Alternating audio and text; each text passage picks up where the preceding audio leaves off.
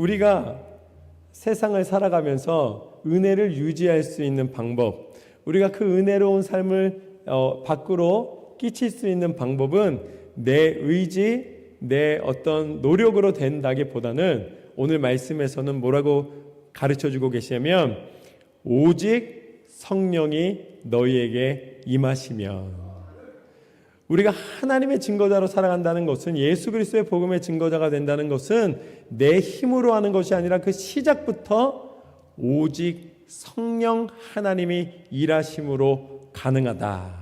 오늘 말씀은 분명히 우리에게 알려주고 계십니다. 이것이 오늘 말씀의 첫 번째 교훈입니다.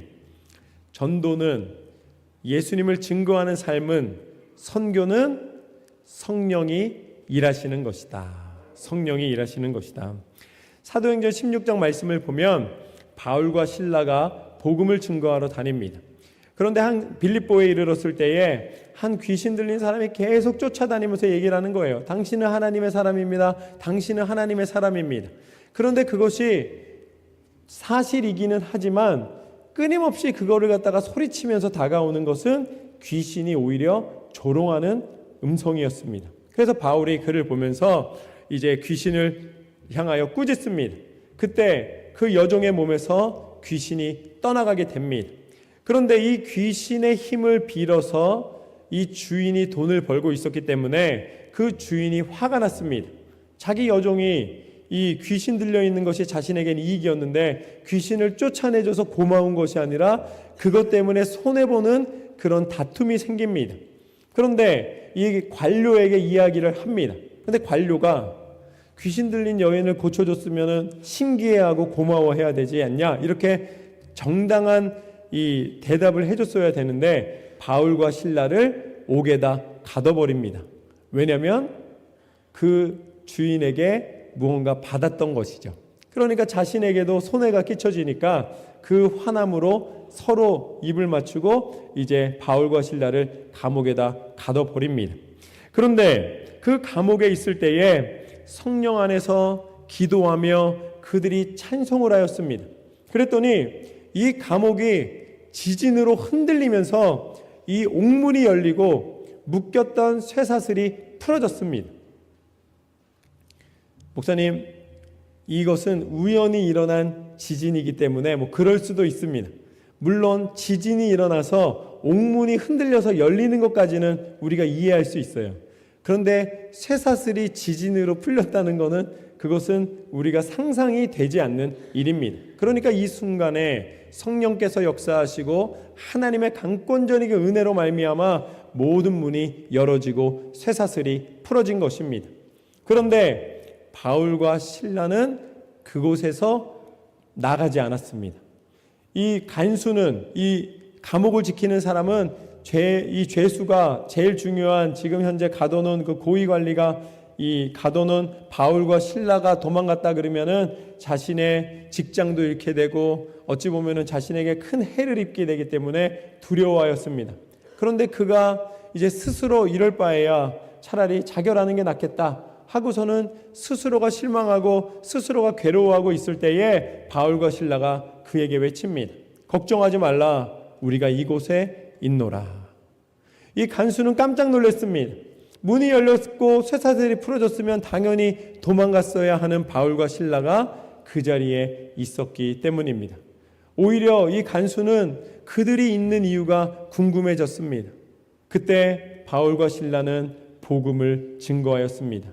그래서 그 증거로 말미암아 오늘 이 집에 주 예수를 믿으라, 그리하면 너와 내 집이 구원을 얻으리라. 이 간수의 집에 구원의 복음의 능력이 나타나서 온 집안이 예수 그리스도 안에 구원받는 은혜를 입게 됩니다. 그 다음에 이제 바울과 실라는 공식적으로 풀려나서 다시 복음 증거의 여정을 이어가게 되는 것이죠. 성령 충만한 상태에서 찬송을 부르고 기도하는 가운데 그들이 풀어졌습니다. 그런데도 불구하고 그들은 도망가지 않았어요. 성령이 도망가지 않게 하시고 성령이 그곳에 머물러 하시는 것에 순종함으로 그들은 그곳에 머물러 있었습니다. 이제 간수가 그들에게 이제 은혜를 입고 간수가 그들을 통하여서 복음을 증거를 받기를 원하였을 때 아낌없이 예수 그리스도의 생명의 능력을 그에게 전달해 주었습니다. 바울과 실라가 성령이 임하였을 때에 그들이 도망가지 않고 그 자리를 지켰다는 사실을 기억하십시오. 성령이 임하시면 너희가 권능을 받을 것이다 말씀하셨는데, 그 권능은 상황을 모면하는 것, 나의 이익을 쫓아 살아가는 것, 내가 무언가 계획한 것이 성취되는 것, 내가 무언가를 성공적으로 이뤄내는 그것으로 우리에게 주어지는 것이 아니라, 성령의 권능이 우리 가운데 임하면 철저히 하나님이 내게 원하시는 뜻이 무엇인가에 반응하게 되는 줄로 믿습니다. 옥문이 열려도 나가지 않을 수 있는 용기를 갖는 거예요. 내가 손해본다 할지라도 때로는 사람들이 생각할 때 그것이 대단한 일을 이뤘다고 칭찬 들을 만한 상황이 됐음에도 불구하고 교만해지거나 내 생각에 가로막혀 내 자신의 기준에 서서 하나님을 떠나 내 세상적인 욕심을 채우는 일을 취하지 않는다는 것입니다. 하나님의 권능, 성령의 권능은 철저히 하나님의 손에 내 삶을 맡겨 드리는 것입니다. 그래서 이 시간 하나님께서는 우리의 삶의 걱정과 근심에 대하여 이렇게 말씀하십니다. 아무것도 염려하지 말라. 너희가 기준하는 것과 하나님의 기준이 다르다는 것을 분명히 알려주십니다. 우리가 생각하는 능력, 우리가 생각하는 권력, 우리가 생각하는 권능과 하나님이 우리 가운데 기대하시고 베풀어 주시는 것이 다르다는 것이죠. 여기서 우리는 아주 중요한 영적인 원리를 발견하게 됩니다. 세상 사람들에게 인간적으로 이기는 것이 우리는 자존심을 세우는 것이고 우리가 승리하는 것처럼 여기지만, 하나님께서는 그것이 아니라 하나님의 뜻에 순종하는 것이다 라고 말씀을 해 주십니다. 어찌 보면 이것이 영적으로 이기는 삶입니다.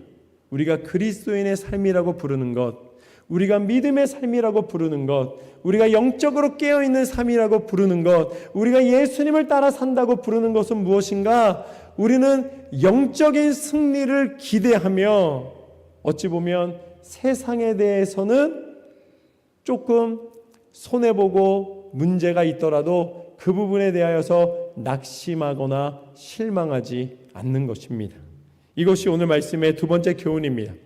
영적 전쟁의 승리는 사람에게 지고 사단에게 이기는 것이다.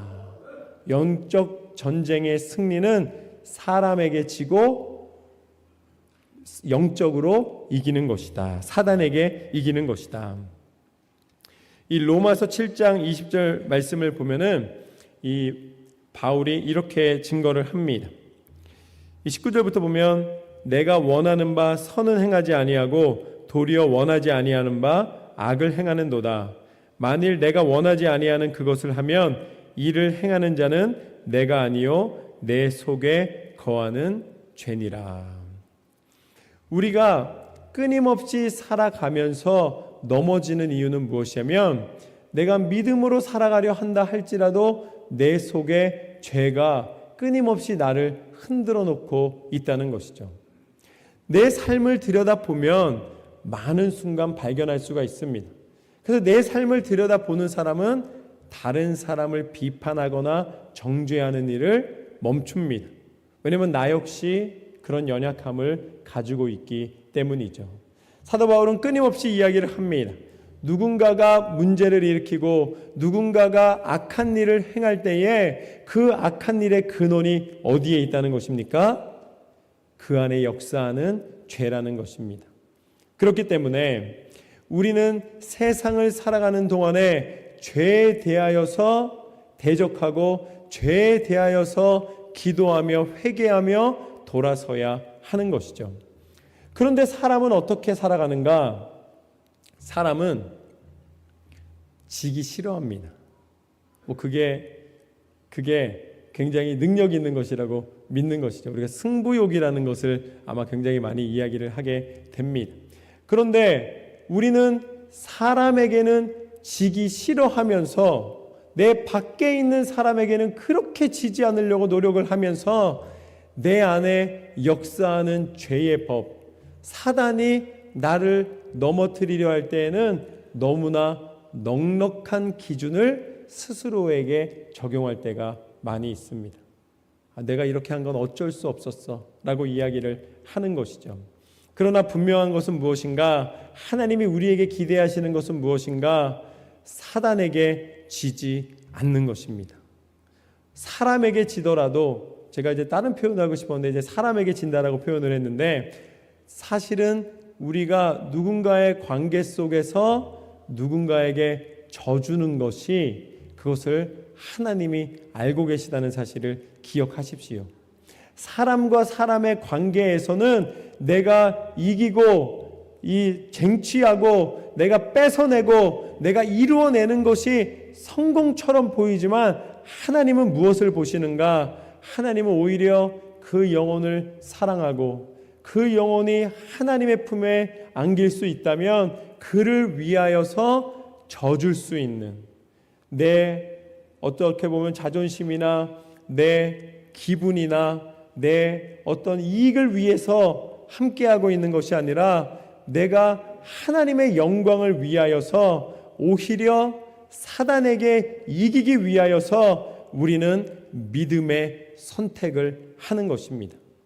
쉽지 않은 일입니다.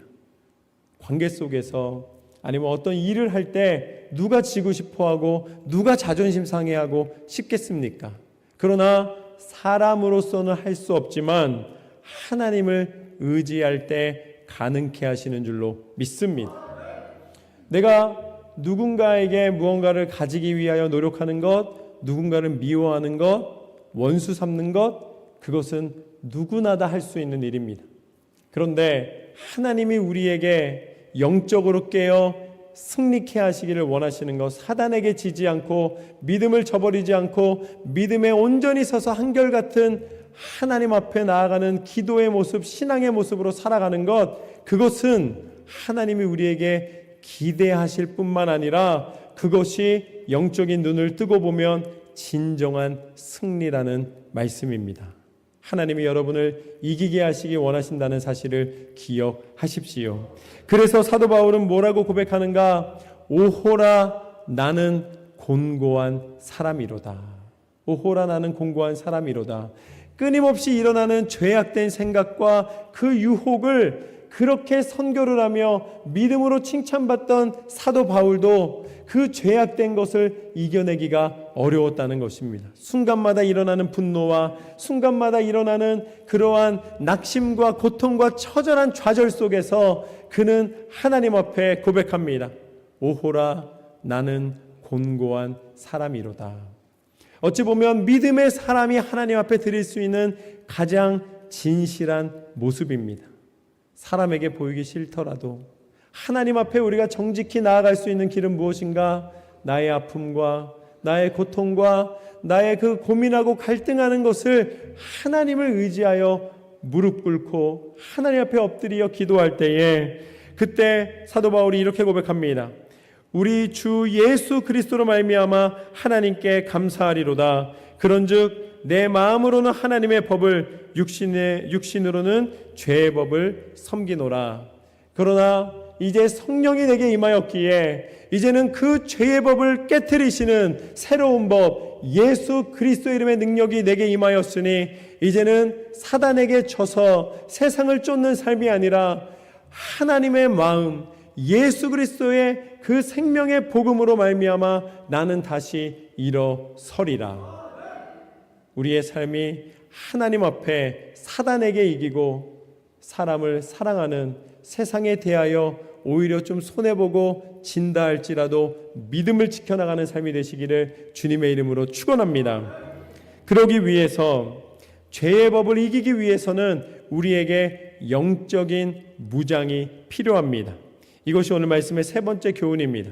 영적 전쟁을 이기기 위하여 영적 무장을 하라. 영적 전쟁을 이기기 위하여 영적 무장을 하라. 내가 그 선교지를 가든 내가 전도를 하든 사단을 이기고 그 모든 괴계를 깨트리고 우리가 영적으로 승리할 수 있는 길은 분명합니다. 그것은 마귀의 관계를 파악하는 것입니다.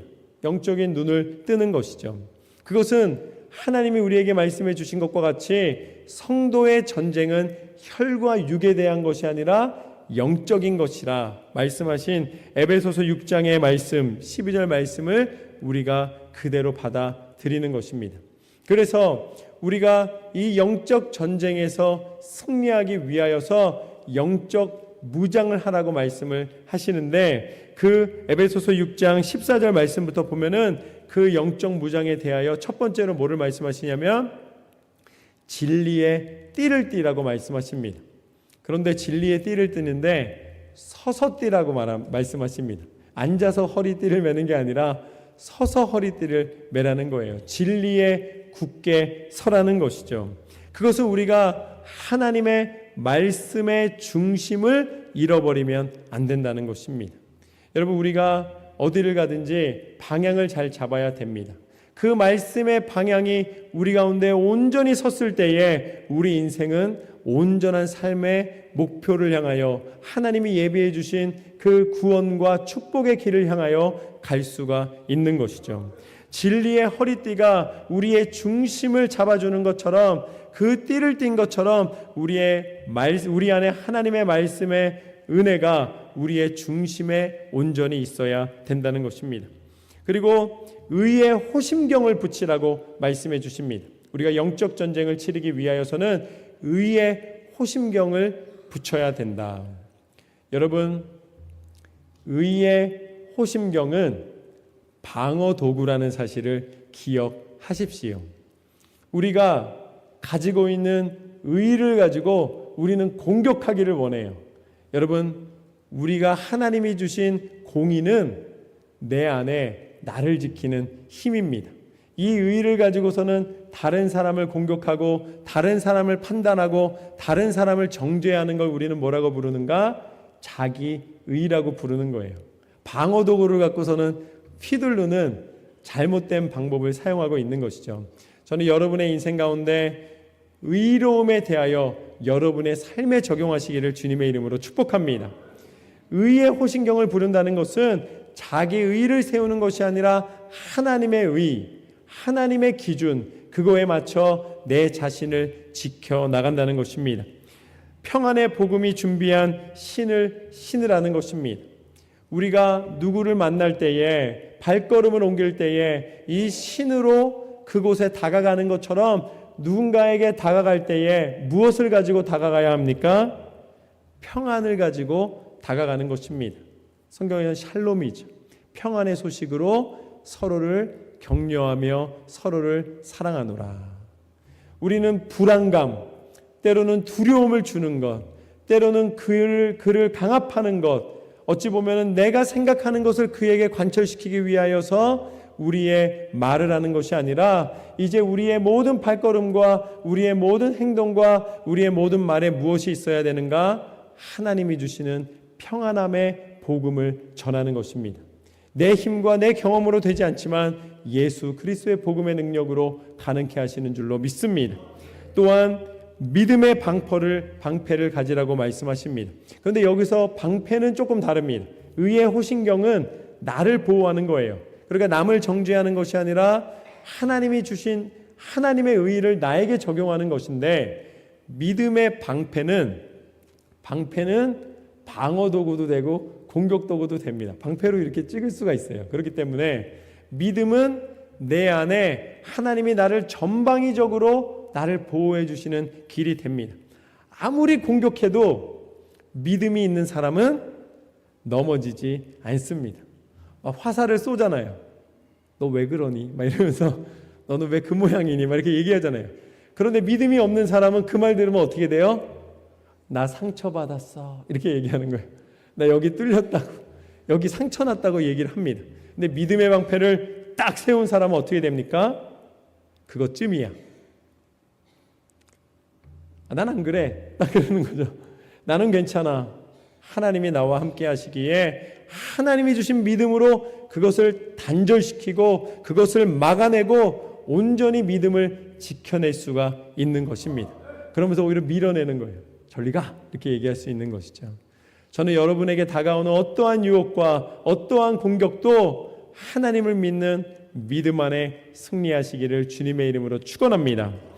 그리고 구원의 투구를 쓴다고 말씀하십니다. 구원의 투구는 뭐냐면 여러분의 생각이 온전히 하나님의 뜻 가운데 지켜지는 것입니다. 이 구원의 투구에서 말하는 이 생각은, 이 구원의 투구는 기도와는 조금 다릅니다. 그것은 내 자신 안에서 내 자신을 지켜나가는 생각입니다. 그러니까 기도로 가는 길이에요. 기도로 가는 길. 기도는 뭐라고 그랬죠? 내 생각이 하나님의 생각과 만나는 지점이라고 말씀드렸죠. 그러니까 그 기도로 가는 길, 내 구원의 투구를 쓰고 있으면은 다른 생각을 하지 않고 하나님 앞에 기도로 가서 하나님을 만나게 됩니다. 다른 생각들이 개입하지 못하게 만드는 것이죠. 그리고 마지막으로 성령의 검으로 무장하라. 성령의 검은 오늘 말씀에 말씀이라고 설명해 주고 계십니다. 여러분이 아무리 완벽하게 무장했다 할지라도 전쟁에 이기는 것은 칼이 필요합니다. 전쟁에 이기는 것은 막는 걸로 이기는 것이 아니라 공격하는 것으로 이기는 것입니다. 어떠한 사단의 괴계라 할지라도 다 이겨낼 수 있는 힘은 무엇을 통해 나타나는가? 성령의 검, 말씀의 능력으로 나타난다는 것이죠. 그래서 우리가 영적 전쟁에서 승리하는 것, 이제는 나만을 보호하는 것으로 끝나지 않고 내가 이 복음의 능력을, 이 영적 영향력을 미쳐서 전도하며 선교하며 하나님의 승리를 선포할 수 있는 것은 무엇을 통해 가능한가? 우리가 영적으로 단단히 무장하였을 때에 하나님이 우리 가운데 허락하여 주시는 은혜입니다. 그래서 이렇게 영적으로 무장하게 되면은 에베소서 6장 19절 말씀에 뭐라고 나와 있냐면 영적으로 무장했기 때문에 나만 잘 살면 된다가 아니라 영적으로 무장하였기 때문에 나로 입을 열어 복음의 비밀을 담대히 선포케 하소서. 할렐루야. 이것이 바로 말씀을 증거하는 삶, 예수 그리스도의 복음을 증거하는 삶, 우리 삶을 통해 참 의미와 가치를 세상 가운데 순종함으로 선포하는 삶입니다. 복음의 비밀을 담대히 알리게 하소서. 나로 이 일에 대하여 당연히 할 말을 담대히 전하게 하소서. 바울이 우리가 행할 바 영적인 승리가 무엇인가를 분명히 알려주었습니다. 그 결과 오늘 사도행전 8장에 나와 있는 말씀과 같이 예루살렘과 온 유대와 사마리아와 땅끝까지 이르러 내 증인이 되리라 하시니라. 할렐루야. 우리로 예수 그리스도의 증인이 되는 삶을 살게 하실 줄로 믿습니다. 기도의 시작이 생각이고, 말씀으로 기도하고, 말씀으로 대화하고, 말씀으로 하나님 앞에 동행하며 살아가며 말씀을 증거하는 삶, 이 모든 것의 중심에 누가 계시는가? 예수님이 계십니다. 예수님이 계시기에 이 모든 것이 가능케 된 것이죠. 그래서 요한복음 14장 23절과 24절 말씀을 보면은 이렇게 나와 있습니다. 예수께서 대답하여 이르시되 사람이 나를 사랑하면 내 말을 지키리니 내 아버지께서 그를 사랑하실 것이요 우리가 그에게 가서 거처를 그와 함께 하리라. 나를 사랑하지 아니하는 자는 내 말을 지키지 아니하나니 너희가 듣는 말은 내 말이 아니라 나를 보내신 아버지의 말씀이니라. 예수님은 약속하셨습니다. 너희가 영적으로 무장해서 담대히 복음을 증거하며 세상 가운데 하나님의 사명을 감당한다면 내가 너희를 위하여 아버지의 나라에 거처를 예비해 놓겠다. 그것이 바로 천국의 소망입니다. 천국을 우리 가운데 약속해 주신 것이죠. 그래서 마태복음 6장 20절과 21절 말씀을 보면은 너희의 보화를 하늘에 쌓아두라 라고 말씀하셨습니다. 이 땅에 있는 성과와 성공으로 너희를 만족시키는 것이 아니라 하나님이 너희에게 예비해 주신 것은 저 천국의 보화와 천국의 은혜라는 것입니다. 그러면서 너희가 나를 진정으로 따른다면, 내 제자가 된다면, 나를 증거하는 사람이 된다면 뭐라고 말씀하시는가? 요한복음 13장 말씀을 보면 34절과 35절에 새 계명을 너희에게 주노니 서로 사랑하라. 내가 너희를 사랑한 것 같이 너희도 서로 사랑하라. 너희가 서로 사랑하면 이로써 모든 사람이 너희가 내 제자인 줄 알리라. 할렐루야. 나만을 사랑하는 삶이 아니라 예수님께서 서로 사랑하는 삶이 되라고 말씀해 주셨습니다. 그것이 복음을 증거하며 진리를 전하며 그 영혼이 구원받는 것을 전하는 것입니다. 예수 그리스도 안에서 이 복음의 능력이 나타나는 저와 여러분의 삶이 되시기를 주님의 이름으로 축원합니다. 이제 말씀 나눔 축제를 이제 다 마무리하면서 결국 우리 삶 가운데 말씀과 기도와 찬송과 예배와 우리가 살아가는 모든 믿음의 삶의 그 중심은, 그 결론은 예수 그리스도를 증거하는 삶입니다. 이 놀라운 일에 여러분의 삶이 쓰임받게 되시기를 주님의 이름으로 축원합니다.